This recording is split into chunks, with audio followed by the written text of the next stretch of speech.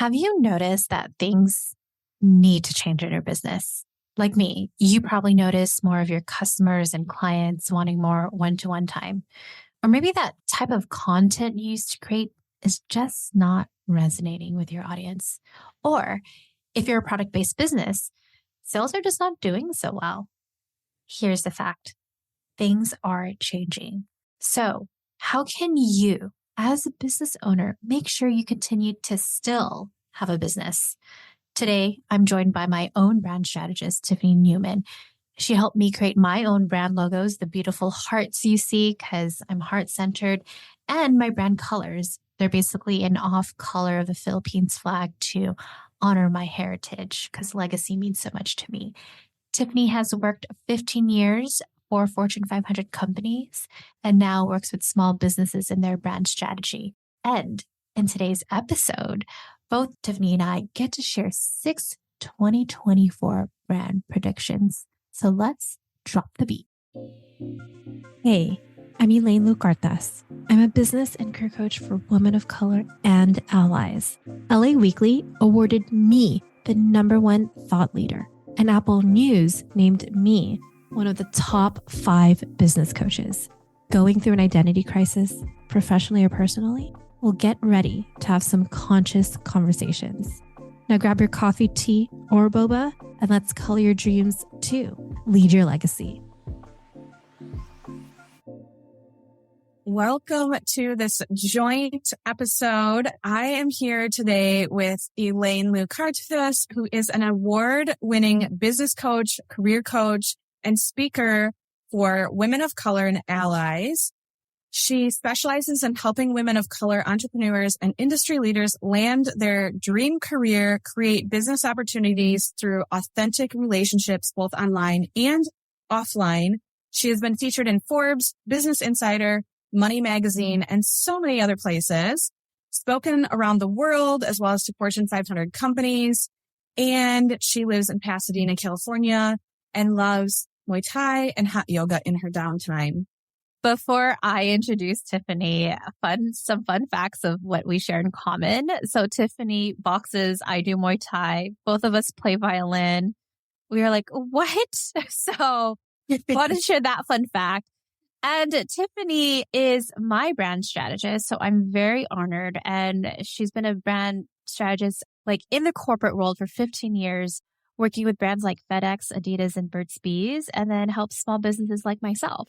So you see the hearts for Color Your Dreams, the left heart that represents the C, and then the right heart, that's the D. Well, that's Tiffany for you. So she's the brains behind my brand, and I'm excited for this joint venture. Tiffany, why don't you share how we came upon deciding to this episode? It was basically Voxer rants, essentially, right? We were catching up and you were talking about, updating your podcast graphics a little bit and the naming conventions. And we just started going off about social media and how things are changing and AI and sales tactics and all of the things. And then you were like, we should really do a podcast about this. And it was interesting because we both had said we wanted to talk, really openly about these things because we're very both straightforward people. We don't do any sugarcoating around here. And we're both, just really focused on the future. We're playing our businesses for the long game. And so we said, let's do it. And I've been in business for 6 years, same as you, right? So I will be getting to 6 years soon. Yes. Yeah. So I started back in 2017 and it just has changed and shifted. And I'm sure for all of you, I've also seen businesses close and stop or take a break. And there's also nothing wrong with that. I also want to share that. But then the question becomes for us, for small business owners, how do we keep for the long run? And yeah, anything you want to add to that, Tiffany? Yeah, no, I just agree with you 100%. I feel like, the last 3 years specifically, we've all been through a lot. And there was a lot of trauma that kind of came from a collective trauma that I don't think people were starting to really feel or realize until this year. And then there's also I've experienced hearing some curiosity and fear around next year, in the States. we have the election year coming up, and a lot of people are like wondering how to proceed. And I have a lot of thoughts around that. And I know you do too. So that's really kind of where we're coming from too, is like what's shifting, what the opportunities actually are, instead of looking at it and fear and like, oh, what could happen? What are the possibilities for us? Ooh, yes. Okay. Well, we are just going to have a conversation talking about the 2024 brand predictions. We have 6 we want to share with you, but we're also mindful maybe we'll be sharing more. So we're going to tag team this. But one of the things that Tiffany and I were talking in our Voxer, essentially we're just publicizing our Voxer conversations. It's Exactly. on this episode is people want you. They want more one-to-one. The success rates for courses are like 1%. And to be transparent, I'm actually doing a course. I didn't even share this with you, Tiffany, but a good friend of ours, a mutual friend, Amber Duggar, who was in a mastermind with us. I'm doing her Profit for Keeps. It's a cash management course, but I told them I can't just do this course. I need to work with someone. Like I already know myself. I am not going to do this course self-paced, so I'm working with a coach on it. And that's because I need that. I do need the hand-holding. I do need the accountability. And also we are human and we process better when we are communicating with one another. I always kind of like thinking about when we were teenagers and our small problems of the people we didn't like or someone bullying us. We talk to our friends and family members and then we feel better. But anything else you want to add with why people want one-to-one versus courses, and not just one-to-one, but also group as well. So I forgot to share that. I think for me, it all comes back to, I'm kind of famous for the saying of you can't see the label from inside the bottle because we're so close to what we do. So from a branding perspective, so many people have been working on their brand and trying to go it alone for like years. So which is why I do one-on-one branding, but I also have a group process, which you went through. And like same thing, why you do so much one-on-one, but also group coaching. Neither one of us have courses. And I've been told by mentors so many times, you could make your process into a course. You could reach so many people. You could make so much money. And I said, yes, but I have had 100% success rate for people going through my program. You can't say that about courses. And I think the same for you, right? Like it's a different having community. Yeah, it's like a values and ethical decision, right? I mean, I've talked to a lot of my friends like, that's cool. I could make a lot of money if I did a course, but knowing that people are not going to get the success and the results they deserve doesn't sit well with me. Right. And also for me, coming from like a fundraising nonprofit sector, working in politics, like my career prior to this, I need to be in touch with the people I'm serving. Because if that's not there, then I don't know how to connect. So I do need that connection. Even in my group coaching, I provide like monthly one-to-one. So if I have clients who are one-to-ones, it's bi-weekly. So it's 2 sessions a month. So there's integration, implementation. And then even my group programs, I do the monthly one-to-ones. And I see that my clients appreciate. I just kind of own to the fact of, you know what? I kind of want to be like a liberal arts Ivy League school. I want to work with a limited number of clients and that's it. Yeah. Same. I love being that boutique feel. And then for people listening who are like, have a course or working on a course, they're like, oh no, this is horrible news. I guess the thing I would say to that too is it doesn't mean that you can have a curriculum behind a program. You know, like there's something, but like to your point, it's where are the touch points? Don't leave people to their own devices to try and work through it on their own. So maybe it's weekly calls with you or you know, whether it's in a group or whether it's one-on-one. So you're just not leaving people to their own devices. Yeah. And I will say there's a reason why they're taking the course with you and a challenge of why they haven't been able to get the results. So, all right, Tiffany, you're on number 2. Good. So number 2 is sort of an extension of what we were already talking about is like why community is so important, but also that I believe that communities are the new social media. So this sort of stems from my friend Laura Zug, credit where credit's due. And she is a community specialist, right? She's a community expert basically.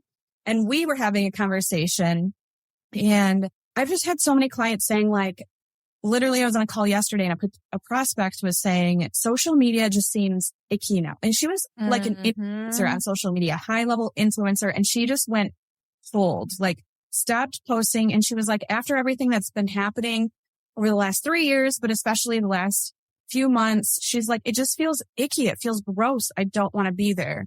So I don't think that necessarily completely removing yourself from social media is the best idea, but a lot of people are pausing to reconfigure because it's changing and it's moving. So what we were talking about earlier is to me, it's more of like social media is there for awareness and to people to kind of like, okay, like I see what Elaine's about. I can see what Tiffany's about.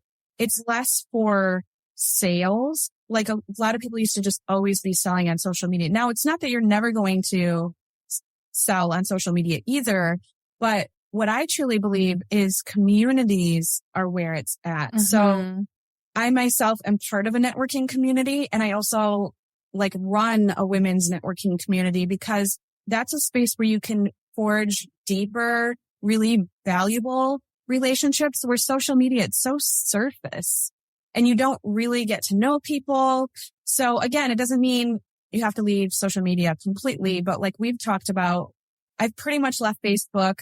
I'm on Instagram just to have a presence, but I've focused more on LinkedIn now more than ever because that's where more serious business owners tend to be. Yeah. I've also done the shift to LinkedIn. I'm a top communication voice. I've been at 2 LinkedIn events, one in their Chicago office, one in their San Francisco office. And I think the reason why people are moving towards that is because there's pretty good boundaries in terms of people sharing their professional life and people know that that's what it is. As opposed to Instagram, it's kind of a mess of all of it, right? Of the, here's my reality television show, as well as let me sell to you. And it also becomes so much. And as someone who's trauma informed, because I'm trauma informed certified, it's like when we open up Facebook or Instagram, there's an algorithm. So the things we see in our feed isn't even the things we chose. It's based off of what social media is choosing for us, as opposed to like LinkedIn or even this podcast episode, you're choosing to listen to it. But going back to communities, I mean, I'm sure you receive this too. Like, for example, whether my clients are one-to-one or they're part of my mastermind, I have office hours weekly, twice a month with me, and then the other weeks with my other coaches who complement what I do. And a lot of my clients just say, it's so nice to meet other people who also have problems. Because on social media, what do we show? We showcase like the highlight reels of how amazing our life is. Well, majority of people do. Or they go completely opposite and share everything, which becomes TMI. And then people say to be vulnerable. And then it's like, there's too much vulnerability, I believe, as a brand strategist, where I would look at this person and be like, I would never hire them because they're sharing everything, like, yes, humans are humans. So there's a balance, right? Of like, the vulnerability and not being picture perfect, but also you do not have to share every little detail. Thank you so much for sharing that. And also, we're not going to share names here, but I remember around launch time for this specific individual, this person would share a very vulnerable story of what happened to them before. I was like, that's fascinating. Every single time this person has a launch, it's about 2 weeks before and they share this vulnerable story. And it just feels icky. It's like you're using your trauma to sell. It just doesn't feel good. 1. And then 2, I mean, I understand that for some people, they do need to process and they write what they want to and they share it on social media. Great for them. But then unfortunately, it creates this unconscious pressure where everyone feels like they need to share all their stuff. And I am not a licensed therapist. I'm not a psychologist, but I could only imagine the ramifications if you are not self-regulated to share your trauma because you haven't processed it yourself. Right. I just literally sent an email about this. So one of the things that I do is help people write their signature stories and share it from stage and things as part of the brand. And so I shared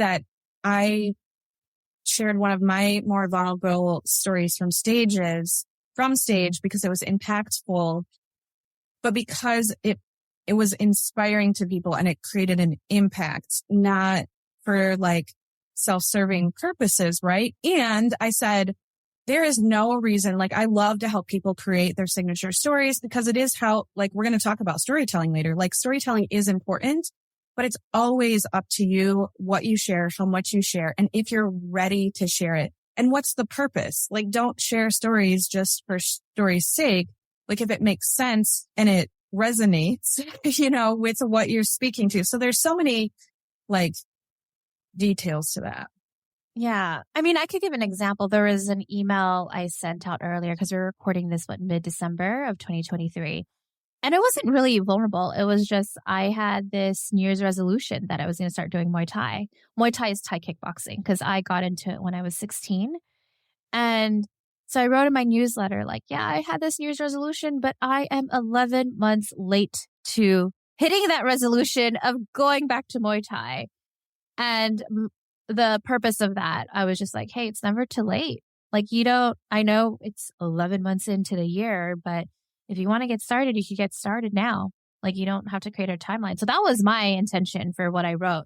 But it wasn't also too vulnerable. It was just not an everyday story, but nothing emotional about that. So the third brand prediction is, we kind of touched on it, but content on social media is just good for awareness. And also, I'm excited to share this because both Tiffany and I were ranting. I'm sorry. Actually, I'm not sorry. I'm excited. The fake lifestyle photos of people showing their perfect life, the laptop lifestyle with other big hitters or friends in the industry, just doesn't work for a lot of people. Actually, like, consumers are just smarter. When I see stuff like that, I even question, like, do you have a life outside of your work? Why are all your friends people in the industry? Can you not make friends outside of it? Because that's questionable. And what about your friends and family? I'm just, even me, as someone who is observing, I'm like, I don't know. I mean, I remember when I used to work in politics, I was working so much, I was missing friends and family parties. And my life was consumed with work and nothing else. And so I can't help but think that. Anything you want to add to content on social media? Yeah, no. And I think, there's, just like we were talking about the stories, there's a balance to it because, if you go to an event and you're surrounded by those people, like, it is fun to share those things and there's nothing wrong with that. Or if you're hosting a retreat, or what have you. But I do think a lot of it's used for positioning, which, branding is positioning, but how authentic are you being is really where it comes from. Like, the whole bro marketing, it reminds me, like renting a Lambo for the day in front of a mansion and leaning against it and then posting those pictures, which I know nobody listening to this does, but like, how icky is that? Now as a brand strategist too, like I creative direct photo shoots for people's websites. Like, that's different because you do need professional looking photos, not just like snapshots from your phone for your website. Like, you need to walk the walk, talk the talk, right? However, like, on social media, I think you're 100% right. Not every image needs to be perfect, right? Not every image needs to do all those things because people do, like we said, or there's that balance. People, you don't need to be super vulnerable and show up with no makeup and a messy bun every day either, but feel like there's that in between stage where you're a real human and you're, like hiking with your boyfriend or hanging out with your child, and I think there's that balance of like showing people the behind the scenes and not. So I don't know. This is my personal thing. Most of those images I like to share on stories. I'm like, okay, if you're following me on stories, that seems a little more personal. And I'll share like, I'm at Disney with my family or whatever, where Instagram, and I'm just talking about Instagram for this moment, Instagram itself, those are going to be more like business focused posts. And then LinkedIn, it's mostly business. Like, there's not as much need for all of that. Like, I'm going to share everything about me and my family behind the scenes because that's just not the space for that platform. Legacy leader, I know what you're thinking. Elaine, you have such good stuff here. I want more. So if you want more tips and advice for your business, career, and life, sign up for my Gifts and Gifts newsletter at elainelu.com/join. That's JOIN. And here's 3 things you'll get when you join, because I'm like Santa Claus. I love giving. Number 1, funny gifts, because who doesn't love memes and pop culture references? This newsletter is so fetch. Number 2, receive actionable gifts. That's business, career, and life tips that you can start doing today. Third, the gift of me. Not only do you get my wins, but also my failures, my reflections. My gifts and gifts newsletter is like an up-to-date diary. Think Zanga or Life Journal for my fellow millennials, where I share vulnerable stories, relatable mistakes, and important life tips like what to watch on Netflix, like when's the next Bridgerton season. So if you're ready for those fun gifts and actionable gifts to create a more sustainable life, then join my newsletter at elainelu.com/join. That's JOIN. All right, let's get back to the episode. Yeah, it's fascinating because when I look at my Instagram stats, the engagement has gone down, by the way, ever since 2020 and everything that's happening this past year. But my Instagram engagement has gone completely down, and I'm not surprised, right? There's so much being shared. It's also overwhelming. People are still getting COVID, but like we're 3 years since the pandemic, since people have been getting like COVID. And it's a lot. Yeah. So it makes sense why it's gone down, and it could be a lot. While at the same time, it's like finding that healthy balance. And another thing, not just in a professional business brand prediction, but I used to post stories all the time. I used to do lives. But what happened is when I would be on vacation with my partner or with my family, I would start thinking, I would take my phone out. Ooh, this would be really great content that I could take right now. Or like, let's put the food this way. Or like, what if I put it in the background and do it slow-mo? And it was Instead of being present. Exactly. Instead of being present, I was like, what would make great content? And even my partner would be irritated. Like, do you really need to post and take all this? Like, yeah, I need it. Like, people love seeing this stuff. And thank God for therapy and self-awareness. Or I was like, I just stopped doing it. Same. I took my family to Disney over Thanksgiving. And like my parents, my brother and everything. And I took my phone out, like we took some pictures of each other. And I think I posted one picture of my daughter and I, just like, this is what we did. And that's it. And because I wasn't thinking, and I really didn't have a lot of great photos to share, but I didn't feel compelled to. I'm like, this really, it's like, there's all these like Instagram gurus saying like, you have to do all these things. I've seen, and again, if you're listening to this, you're an Instagram guru, like, don't shoot the messenger. But I've seen a lot of people who actually are social media strategists getting burnt out themselves and talking about the burnout themselves. And I'm like, what's it worth? Like, and if you're focused on building content all the time and that's all you're focused on, how well are you really serving your clients? Unless that's your role. Like if it's your role to serve people on social media, it makes more sense. But like as a coach, as a brand strategist, if we're spending 50% of our time creating this content, what's really happening in the back end? How are we showing up for our teams? How are we showing up for our clients? 100% everything that you just said. I mean, see, we're like jumping over, but one of the things we're going to talk about is like the consumer being smarter. But I even think about that. I was like, if you're putting out all this marketing and a lot of content, does that mean your service and product is real shit because you have to create all this? Like, because the best compliment for being a business owner is having referrals and renewals, which is majority of my business. That's the best compliment. Like you shouldn't have to market and try so hard unless you have a very bad service or product.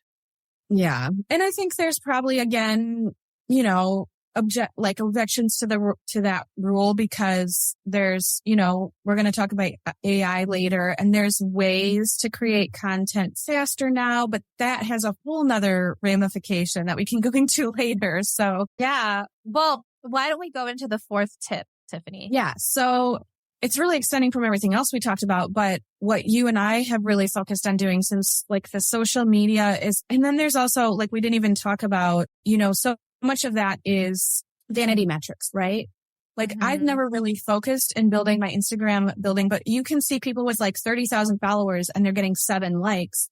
A lot of the followings aren't even real people or they're not engaged and all of the things. So I really had to do my own work around that. Like, well, I don't have a billion followers. What does that look like when people show up? And it doesn't matter because the people who work with me know the value. And like you said, I am referred, like I have a wait list for one-on-one most of the time. And I don't have to even I could go completely off of social media. But the next piece of that is the long form content SEO, which I know you've really dug into and I've started to dig into, which is our podcasts, our blogs, email marketing, and having those searchable things, because we need to show up where people are actually searching for us, not just hoping and praying and spraying. Like, I'm going to put this on social media. Maybe somebody will see that and want to work with me.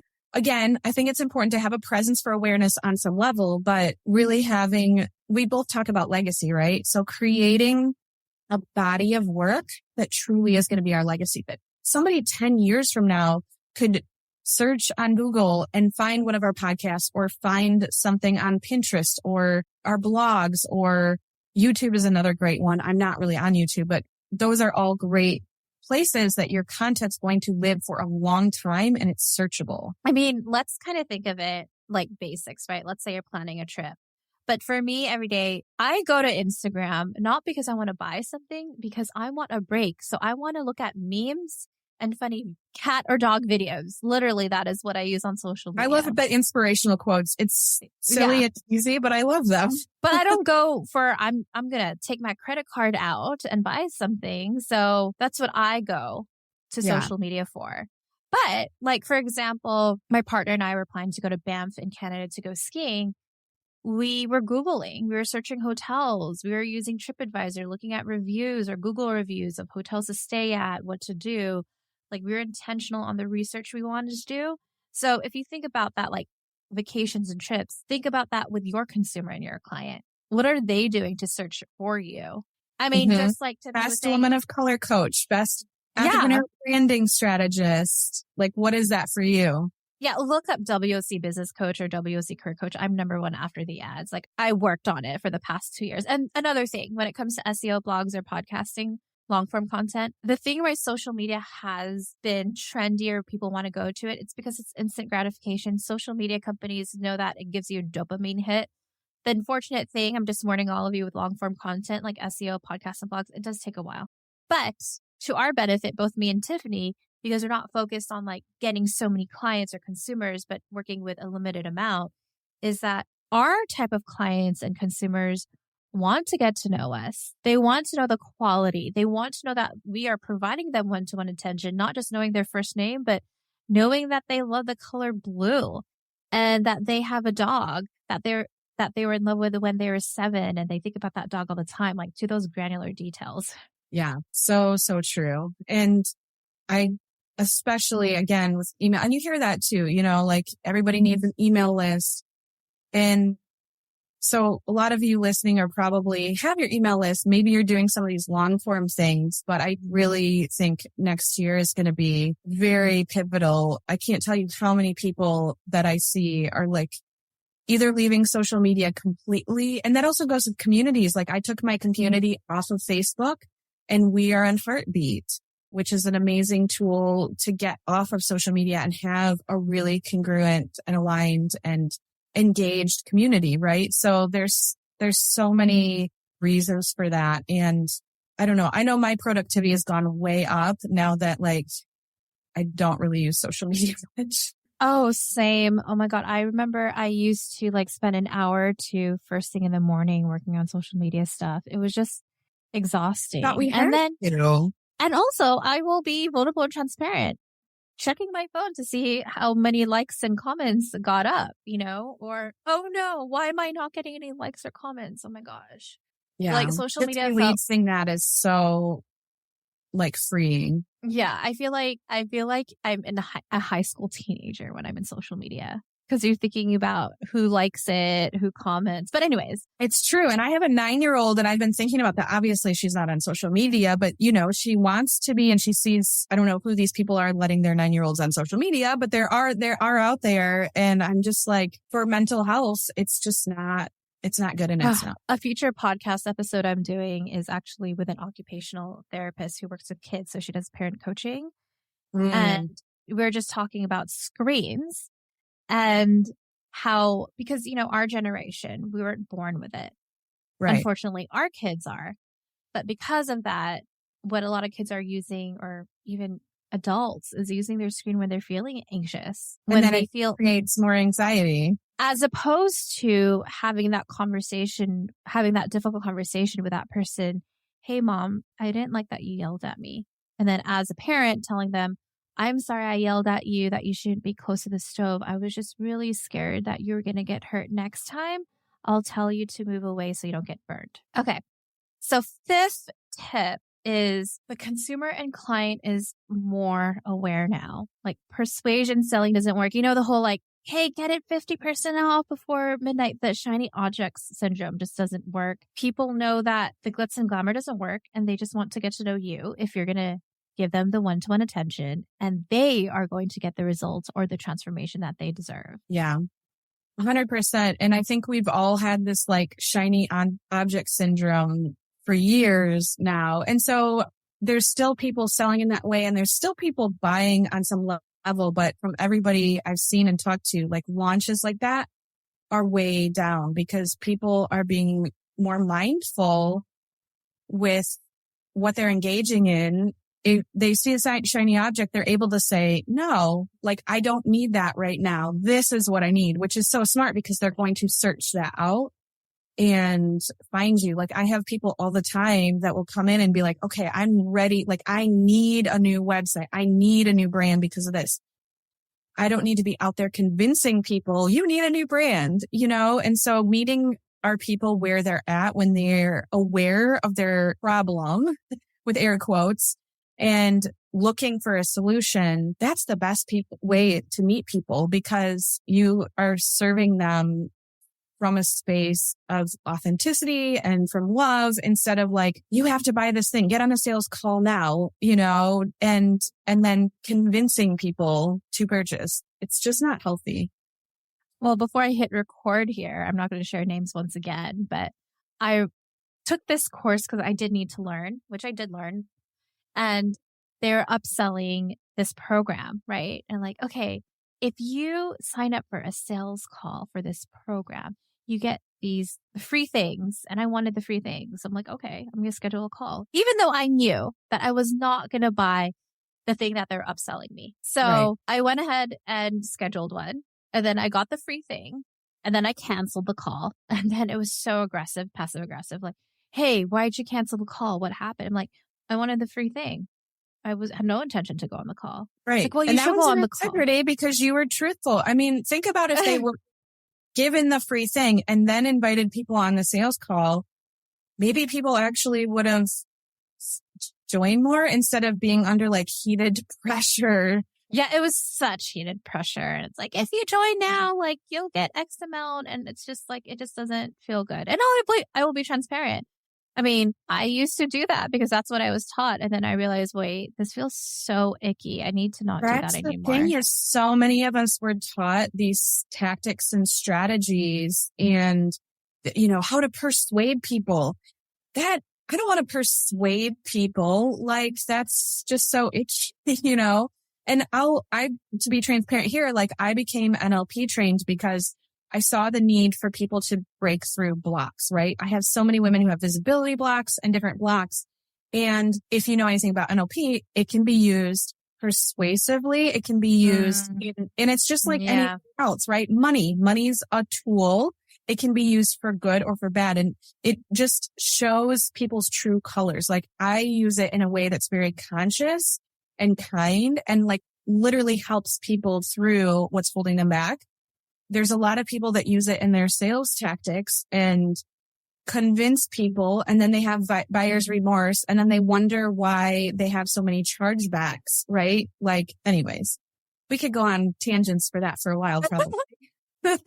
Well, the sixth and final tip is more of your expertise. So do you want to share that, Tiff? Yeah, I can jump into that as we wrap up here. So it's all about brand voice and storytelling, right? So when we do put content out there, and I think you are already wonderful at this, and, I obviously do it too, is instead of what are the selling tactics and what are the shiny objects, is showing up in a way that's truly using your voice and telling stories and being the right amount of vulnerable and all of those things, which is part of what I teach. But this huge thing that's landed on us in the last few years is AI, right? And so there's so many people that are like, oh, well, now you can create all of your content in a year. So kind of going back to what we were talking about earlier, it's like, are these people really working?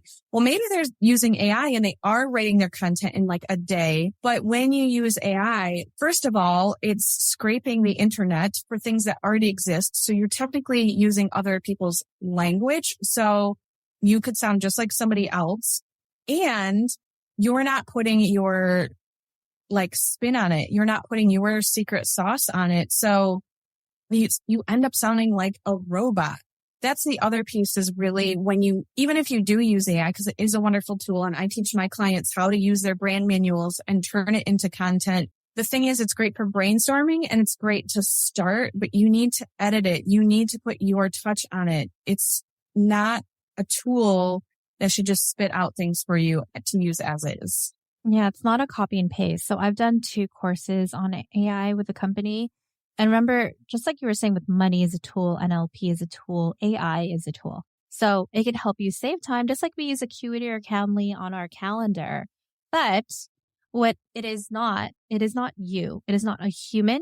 It doesn't have emotions. It hasn't gone through personal experiences or the storytelling that you could provide. So when you do put a prompt on AI, taking that, don't copy and paste it, but then editing it, adding more of your voice and maybe stories you want to share. And I'm not saying vulnerable stories. I mean, like the Muay Thai or Thai kickboxing story that I shared earlier, because I mean, you are the brand, just like that I've learned from Tiffany. Yeah. And it's really obvious to me when somebody's using AI, like whether it's their email or their social media, you can read it and just be like, this was definitely not them writing. Like it's so formulaic. And so again, yeah, save time, but always put your spin on it. Yeah. So anything else you want to add, Tiffany, or should we just wrap up and share with people how to follow us? Yeah, we could just share. I would just say, I would love to continue this conversation and, definitely follow both of us, because I think going back to the very beginning, there's some hesitancy in like what's happening over the next few years. So if we reframe this as like, what are the possibilities? How can I stand out? How can I become a category of one brand? How can I live my legacy? Because we both love to talk about legacy and really stand out from that perspective rather than come at it from a fear place of like, okay, social media is going down. What am I going to do?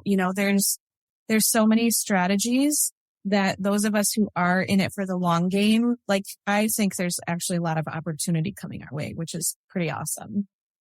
Yeah. And I think, just like the market and the economy, there needs to be corrections, right? So I think we're just seeing it in businesses. There needs to be edits or corrections. I'm not saying businesses need to go, out and ending their businesses, but I think overall it is good for people businesses to realize what they need to work on and edit, how they can be better in supporting their clients one-to-one.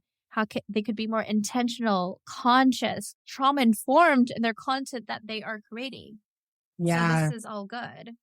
I think that's a really good point, Elaine. And then like, maybe to wrap up, we can invite everybody listening is like, we're, at least at the time this is recording, but you could do this anytime. We're wrapping up the year. You're probably looking ahead to the next year and like doing your goals. So reevaluate how you're showing up, how you're serving people, like it's a really great time, how you're launching. Anyways, I could go off on a whole other tangent, but the last thing I will say, you could share it. You're going to say you don't launch. Is I actually postponed the launch of my branding program, which was going to be in February, because I realized that I had some of those marketing tactics that I had been using through the past because I was taught this way. And I really wanted to reimagine the way that I did it. And I also am including like some like really amazing AI things in the next round. I won't go into all the details, but anyways, like when you look at that process, maybe you want to postpone things. Maybe you want to add new things, remove things. Like, don't be afraid to take those. It's all really scary. Like, that's my biggest revenue driver. And I'm like, I'm going to just not do it until September. That's a big gap, but I knew I can fill in the gap in other ways and still have an amazing service. So anyways, I think it's an invitation for us to really look deeply, because if we just keep doing the things that we've been doing, like, maybe that's not going to serve us the best. Well, putting friend hat on rather than just a guest or co-host here in this episode, but we've been Voxering. And I remember I shared with you, I went through that 2 years ago where I paused and it was really scary. And I'm like, I just don't want to launch the same way.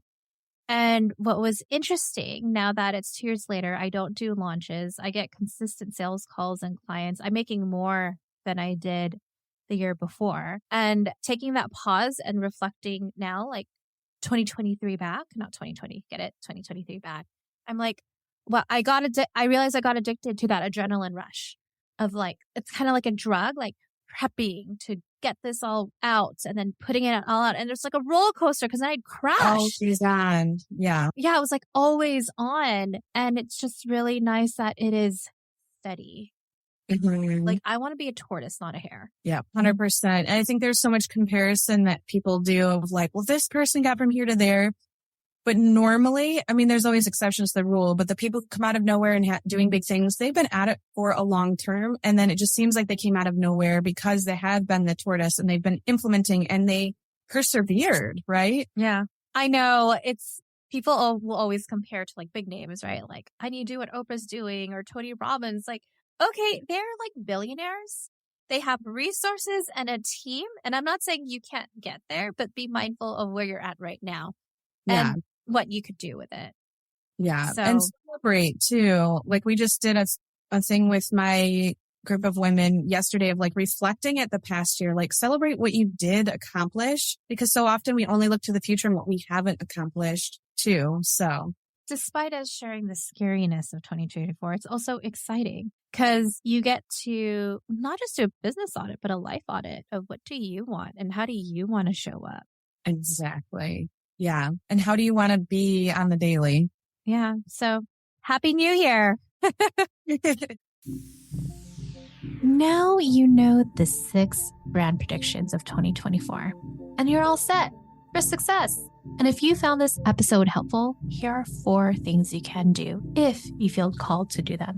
1, share this with a friend who's a small business owner.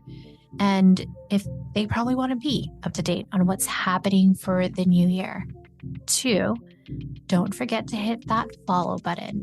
When you hit that follow and subscribe button, it lets the interwebs do its thing to let other fellow women of color and allies like you know about this podcast. 3, if you feel called to, leave a 5-star rating and review for the Color Your Dreams podcast so more women of color and allies can create a sustainable life outside of their work. I created the Color Your Dreams podcast as a free resource for fellow women of color because contribution is one of my top values.